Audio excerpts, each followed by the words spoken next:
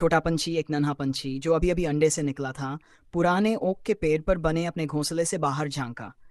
नीचे की दुनिया बहुत बड़ी और अद्भुत थी। सुनहरे खेत, चमकती नदी और अनंत आकाश। लेकिन छोटा पंछी डर गया। उड़ो मेरे बच्चे, माँ चिड़िया ने कोमलता से चहचहाते हुए कहा। आकाश तुम्हारा है। नन्हे पंछी ने अपने पंख फड़फड़ाए, लेकिन फिर उन्हें समेट लिया। अगर मैं गिर गया तो? उसने धीमे स्वर में पूछा।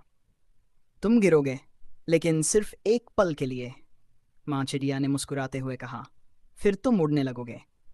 दिन बीतते गए। नन्हे पंछी ने अपने भाई बहनों को उड़ते हुए देखा। उनकी हंसी आकाश में गूंज रही थी, लेकिन उसका डर अब भी उसे रोक रहा था। एक शाम अचानक तूफान आ गया। तेज हवाएं चलने लगीं, डालियां हिलने लगीं।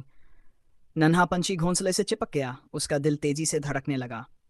एक तेज झोंके ने पेड़ को झकझोर दिया और अचानक घोंसला हिलकर टूट गया। डर के मारे नन्हा पंछी हवा में गिरने लगा। हवा की गर्जना कानों में गूंज रही थी। जमीन तेजी से करीब आ रही थी। तभी जैसे कोई जादू हुआ, नन्हे पंछी ने अपने पंख फैला दिए। एक पल के लिए वह हल्का महसूस करने लगा। फिर स्विश, हवा ने उसे थाम लिया और वह ऊपर उठने लगा। अब वह गिर नहीं रहा था, वह उड़ रहा था।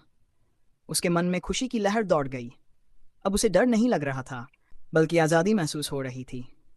नीचे माँ चिड़िया गर्व से देख रही थी। देखा, उसने फुसफुसाया, आकाश हमेशा तुम्हारा था।